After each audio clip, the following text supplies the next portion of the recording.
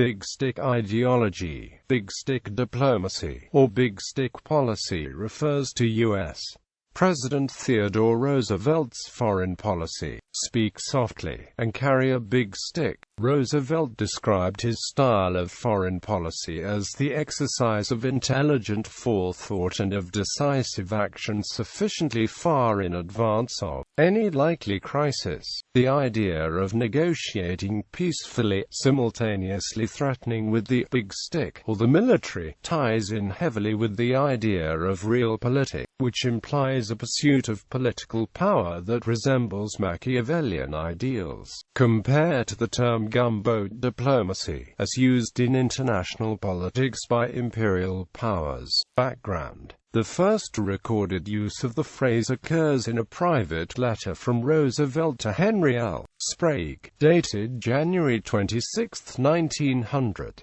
Roosevelt wrote, in a bout of happiness after forcing New York's Republican committee to pull support away from a corrupt financial advisor, "I have always been fond of the West African proverb, speak softly and carry a big stick, you'll go far." Roosevelt would go on to be elected vice president later that year, and subsequently used the aphorism publicly in an address to the Minnesota State Fair, entitled National Duties, on September 2, 1901. A good many of you are probably acquainted with the old proverb, speak softly and carry a big stick, you'll go far. 4 days later, President William McKinley was shot by an assassin. His death a further 8 days later elevated Roosevelt to the presidency. Roosevelt's attribution of the phrase to a West African proverb was seen at the time as evidence of Roosevelt's prolific reading habits, but the claim that it originated in West Africa has been disputed. No earlier citation for the phrase has been found, and there is no record of the phrase being used in West Africa before Roosevelt's time. It has been therefore suggested that he might have coined the phrase himself. Usage: although used before his presidency, Roosevelt used military muscle several times throughout his 2 terms with a more subtle touch to complement his diplomatic policies and enforcing the Monroe Doctrine throughout multiple interventions in Latin America. This included the Great White Fleet, 16 battleships which peacefully circumnavigated the globe as an illustration of United States' rising yet neutral prestige under Roosevelt's direction. In the U.S. anthracite coal strike in 1902, 140,000 miners went on strike, wanting high pay, shorter work hours, and better housing. They were led by John Mitchell, a fellow miner who formed the United Mine Workers. The mining companies refused to meet the demands of the UMW and contacted the federal government for support. Before Roosevelt, the government would send in military support to forcefully end the strike, but during Roosevelt's terms, this strategy was not used. After the companies called for assistance, Roosevelt, fearful of the effects a coal shortage would have on the economy of the time, decided to host a meeting in the White House involving representatives or delegates of the miners and the leaders of the mining companies. Mitchell, after returning from the White House meeting, met with the miners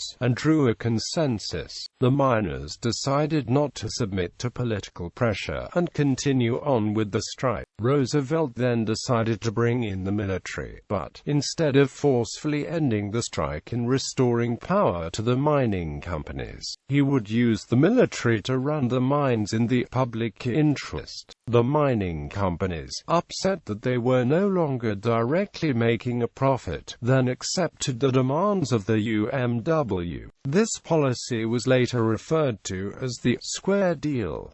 Latin America, Venezuelan affair and the Roosevelt Corollary. In the early 20th century, Venezuela was receiving messages from Britain and Germany about acts of violence against the liberty of British subjects and the massive capture of British vessels, who were from the UK, and the acts of Venezuelan initiative to pay off long-standing debts. After British and German forces took naval action with a blockade on Venezuela, Roosevelt denounced the blockade. The blockade began the basis of the Roosevelt corollary to the Monroe Doctrine, though he had mentioned the basis of his idea beforehand in private letters. He officially announced the corollary in 1904, stating that he only wanted the other republics on this continent to be happy and prosperous. For that goal to be met, the corollary required that they maintain order within the borders and behave with their just obligation toward outsiders. Most historians, such as one of Roosevelt's many biographers, Howard K. Beale, have summarized that the corollary was influenced by Roosevelt's personal beliefs as well as his connections to foreign bondholders.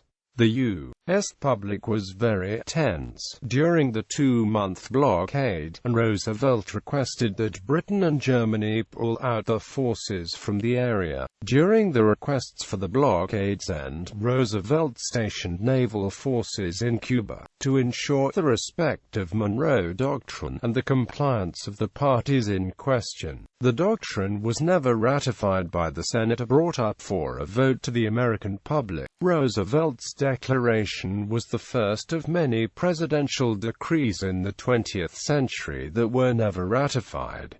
Canal diplomacy. The U.S. used the big stick during Canal diplomacy, the questionable diplomatic actions of the U.S. during the pursuit of a canal across Central America. Both Nicaragua and Panama featured canal-related incidents of big stick diplomacy. Proposed construction of the Nicaragua Canal in 1901. Secretary of State John Hay pressed the Nicaraguan government for approval of a canal. Nicaragua would receive $1.5 million in ratification, $100,000 annually, and the U.S. would provide sovereignty, independence, and territorial integrity. Nicaragua then returned the contract draft with a change: they wished to receive, instead of an annual $100,000, $6 million in ratification. The U.S. accepted the deal, but after Congress approved the contract, a problem of court jurisdiction came up. The U.S. did not have legal jurisdiction in the land of the future canal. An important note is that this problem was on the verge of correction, until pro-Panama representatives posed problems for Nicaragua. The current leader did not pose problems for the outlook of U.S. interests. Construction of the Panama Canal in 1899. The Isthmian Canal Commission was set up to determine which site would be best for the canal and then to oversee construction of the canal. After Nicaragua was ruled out, Panama was the obvious choice. A few problems had arisen, however. With the U.S. solidified interests in Panama, both Colombia and the French company that was to provide the construction materials raised the prices. The U.S., refusing to pay the higher-than-expected fees, engineered a revolution in Colombia. On November 3, 1903, Panama revolted against Colombia. Panama became a new republic, receiving $10 million from the U.S. alone. Panama also gained an annual payment of $250,000 and guarantees of independence. The U.S. gained the rights to the canal strip in perpetuity. Roosevelt later said that he took the canal and let Congress debate. After Colombia lost Panama, they tried to appeal to the U.S. by the reconsidering of treaties and even naming Panama City the capital of Colombia. Cuba. The U.S., after the Spanish-American War, had many expansionists who wanted to annex Cuba. Many people felt that a foreign power would control a portion of Cuba, thus the U.S. could not continue with its interests in Cuba. Although many advocated annexation, this was prevented by the Platt Amendment, which states, "Hereby disclaims any disposition of intention to exercise sovereignty, jurisdiction, or control over said island except for pacification thereof, and asserts its determination, when that is accomplished, to leave the government and control of the island to its people."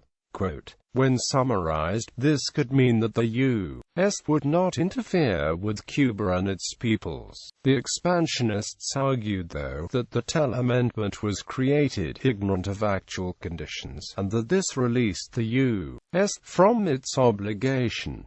Following the debate surrounding the Platt Amendment, the Platt Amendment took effect. The Platt Amendment was accepted by Cuba in late 1901, after strong pressure from Washington.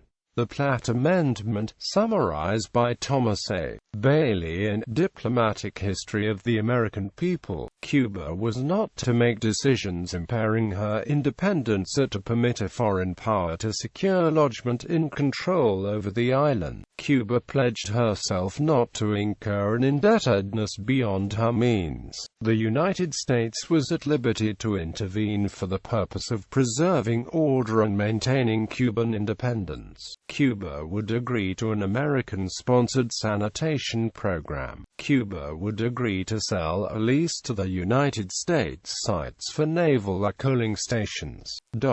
With Platt Amendment in place, Roosevelt pulled the troops out of Cuba. This action was met with public unrest and outcries for annexation, with reasons ranging from U.S. interests to dominant white race. The Indianapolis News said, "It is manifest destiny for a nation to own the islands which border its shores." A year later, Roosevelt wrote, "Just at the moment I am so angry with that infernal little Cuban republic that I would like to wipe its people off the face of the earth. All that we wanted from them was that they would behave themselves and be prosperous and happy so that we would not have to interfere." Japan. At the conclusion of the Russo-Japanese War in September 1905, President Roosevelt leveraged his position as a strong but impartial leader in order to negotiate a peace treaty between the two nations. Speaking softly, earned the president enough prestige to even merit a Nobel Peace Prize the following year for his efforts.